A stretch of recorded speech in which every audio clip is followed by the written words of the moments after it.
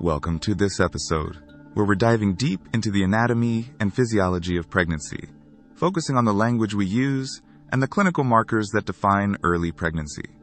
It's a foundational topic for anyone involved in perinatal care, but today we're going beyond the basics to explore the nuances and clinical implications. Yeah, it's one of those areas where precision really matters, right? Because terms like gravida and parity get tossed around a lot, sometimes interchangeably, but they actually have very specific meanings that can impact clinical decisions. Exactly.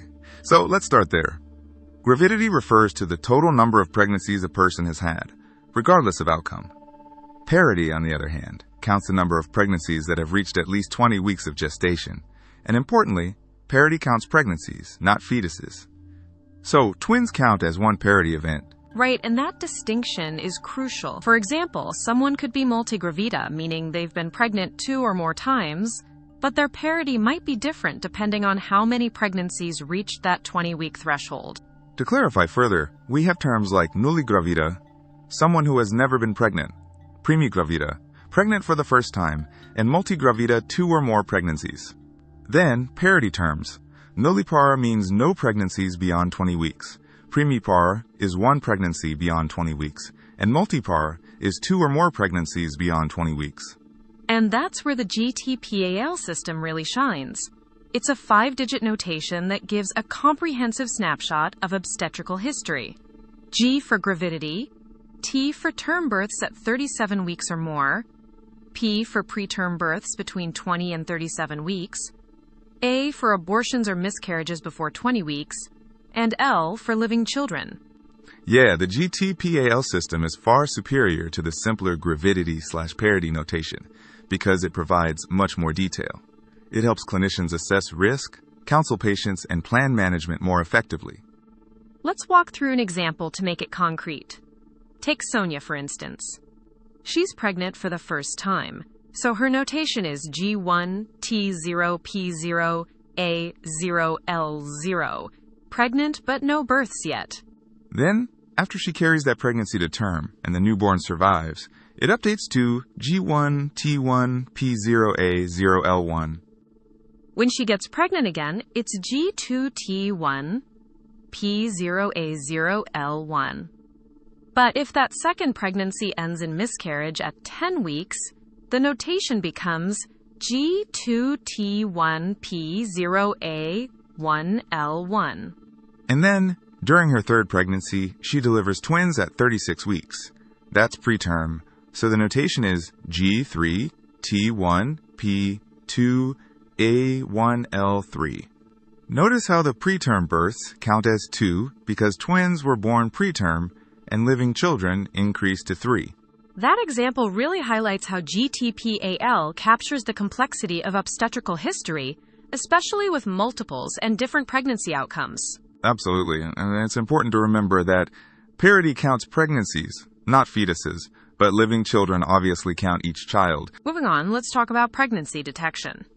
Human chorionic gonadotropin, or HCG, is the earliest and most reliable biological marker for pregnancy. Right.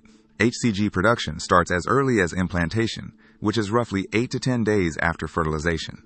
The levels rise rapidly in early pregnancy, peak around 9 to 10 weeks, then decline to a stable plateau after about 20 weeks. And the clinical implications of HCG levels are quite significant. Low or declining HCG can indicate miscarriage or abnormal gestation, like chromosomal anomalies such as Down syndrome. Conversely, elevated HCG levels might suggest a molar pregnancy or multiple gestations.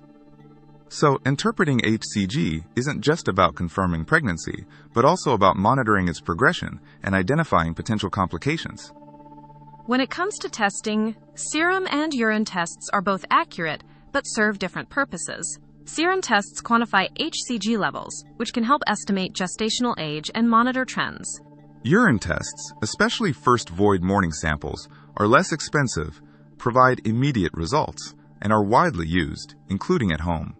But they're qualitative rather than quantitative. The technology behind most urine pregnancy tests is enzyme-linked immunosorbent assay, or ELISA. It uses monoclonal antibodies against HCG linked to enzymes. When HCG is present in the urine, It triggers a color change or digital readout. It's a simple one-step test, but timing is critical. Testing too early, before HCG levels rise sufficiently, can lead to false negatives. That's a common pitfall.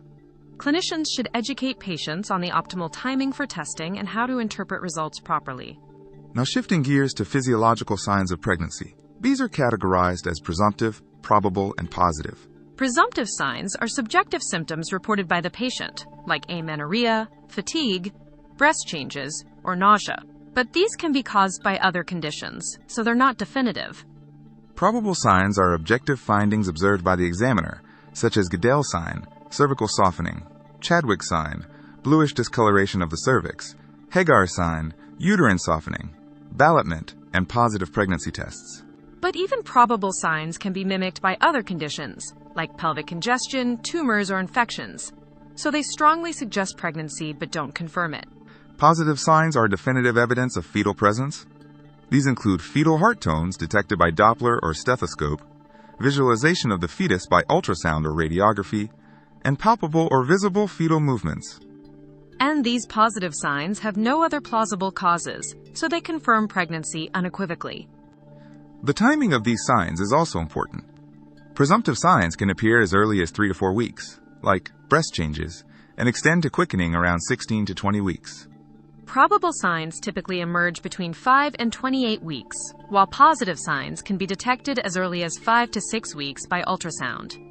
It's also worth noting that some probable signs, like Braxton Hicks contractions, can be confused with pathological conditions such as myomas, so clinical evaluation must be thorough. That's a good point. Differentiating these signs helps avoid misdiagnoses and guides appropriate further testing or management. So to wrap up, mastering pregnancy terminology and obstetrical history notation like GTPAL is foundational for clear communication in clinical care. Understanding HCG dynamics and the principles behind pregnancy testing enhances diagnostic accuracy and patient counseling. And recognizing the spectrum of physiological signs, their timing, and potential mimics aids in clinical assessment and reduces uncertainty. These aren't just academic concepts, they're practical tools that support nuanced clinical reasoning and patient-centered care. Exactly. Hopefully, this discussion adds some depth to your understanding and helps you apply these concepts more confidently in practice. Thanks for joining us in this deep dive. We'll be back with more detailed explorations soon. Take care.